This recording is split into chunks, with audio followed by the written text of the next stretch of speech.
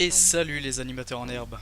Aujourd'hui on va faire tourner une tête. Il va falloir dessiner donc plusieurs vues différentes.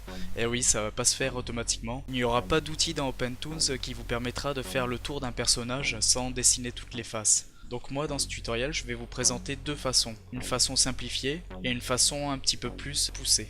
Donc avant de commencer, une petite astuce, c'est que vous pouvez faire un calque dédié aux traits de construction. C'est-à-dire que là par exemple, vu qu'on va faire un visage, si on veut faire plusieurs angles, autant avoir des traits délimités pour savoir à peu près la hauteur de la tête et ne pas faire n'importe quoi. On a déjà la croix pour le centre, mais bon, c'est intéressant d'avoir quand même une ligne de centre. Donc là c'est ce que je vais faire tout de suite. On va aller dans Geometric Tool et puis on va aller donc dans Line. Donc je vais créer des lignes, une au centre et puis on va dire deux verticales. Bon, normalement quand vous appuyez sur Shift, vous pouvez avoir des traits droits. Donc là on a à peu près notre base, puis on va dire qu'on va faire aussi le contour de la tête.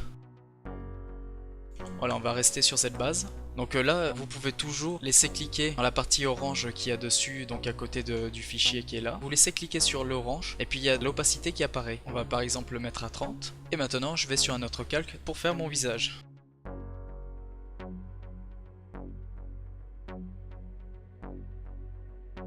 Alors voilà, pour l'exemple simplifié, on va rester comme ça. On a donc un personnage qui regarde du côté gauche, donc on peut bien sûr s'imaginer le restant du personnage, hein, à peu près. Donc la transition simple, c'est par exemple, ce personnage regarde de ce côté-là, on peut imaginer qu'il parle ou qu'il regarde quelque chose, qu'il montre quelque chose du doigt, n'importe quoi. Et puis d'un coup, on l'appelle de l'autre côté. Et ben c'est facile, il suffit de copier et coller, de reprendre le personnage, de mettre un onion skin, comme ça on voit l'ancienne vue, et puis de le retourner tout simplement dans le sens inverse. Ensuite avec les flèches on peut le déplacer, comme ça nous évite de le modifier sur la hauteur, et puis on le fait à la même largeur. Il suffit de regarder le calque de l'onion skin, donc ça fait exactement la même taille que notre personnage. On enlève l'onion skin, et puis c'est tout. Et puis on agrandit donc notre deuxième image, et puis c'est bon. Là on imagine notre personnage qui parle, et puis d'un coup, hop, on l'intercepte, et puis voilà. Voilà, un personnage qui se demande où il faut aller par exemple. Donc ça c'était juste pour la version simplifiée, c'est juste pour montrer qu'il n'y a pas besoin de se compliquer la vie des fois, qu'il suffit de faire deux vues en copier-coller, et puis c'est bon. On a un personnage qui regarde à gauche et à droite. Maintenant, on pourrait aussi faire la vue de face. Comme ça, on a une petite transition entre les deux. Là, je vais venir effacer ma deuxième image pour rester sur la première image. La deuxième est toujours enregistrée, il n'y a pas de souci, elle est là-dedans, dans le level. On peut donc faire insert au milieu, comme ça la deuxième passe en troisième, et puis on vient faire notre vue du milieu sur la deuxième. On vient mettre la deuxième ici, on fait apparaître avec l'onion skin notre personnage, et puis on dessine donc là à peu près la vue de face. Bon, on n'a pas vraiment besoin de traits de construction, mais ça peut aider pour certains. Là j'ai pas envie de m'embêter à refaire par exemple le sourcil, je vais juste retourner dans la première image, je le sélectionne en entier, je fais copier et coller dans celle-là. Après j'ai juste à le replacer. CTRL-C, CTRL-V, je l'inverse, et puis je fais le deuxième. Rien ne m'empêche de faire un petit trait de construction pour voir à peu près où est le nez, pour pas déborder et le faire trop bas par exemple. La bouche aussi c'est pareil, hein, je peux faire un petit trait comme ça. On n'est pas forcément obligé de le faire sur le calque des traits de construction, parce qu'on peut le supprimer rapidement en le sélectionnant. Et on va faire le tour de la tête.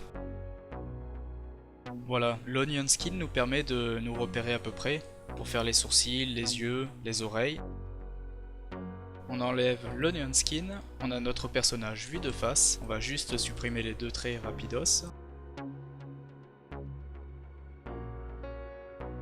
On a une petite transition sur le milieu. Donc ça c'était juste pour vous montrer une version simplifiée. On a deux vues qui s'enchaînent, voire une troisième pour faire une petite transition entre les deux. Maintenant on va monter d'un level et puis on va donc dessiner un personnage un petit peu plus complexe et puis avec des vues intermédiaires à celles qu'on a vues. Je vais vous montrer rapidement donc comment j'ai fait et je vais vous expliquer en même temps. Alors c'est parti, donc je commence par la vue de face, je trouve que c'est plus facile après pour faire les vues de côté après la vue de face.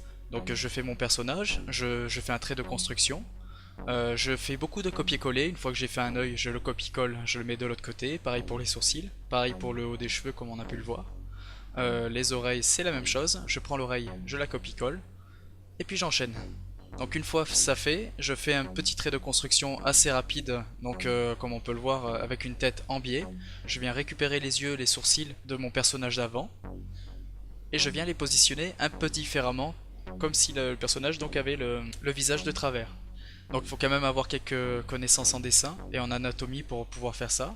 Donc une fois ça fait, une fois le personnage de travers fait, on le copie-colle et puis on fait le même donc de l'autre côté. Donc comme ça nous fait déjà 3 vues. Ensuite, je viens mettre l'onion skin d'avant et celui d'après, le vert et le rouge, et puis je viens faire une transition entre les deux.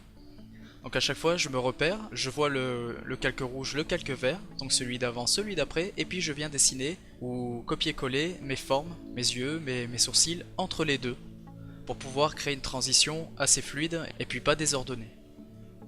Une fois ça fait, c'est pareil, hein, on reprend tout, on le copier-colle et puis on le met de l'autre côté, et puis ça nous fait déjà 5 vues.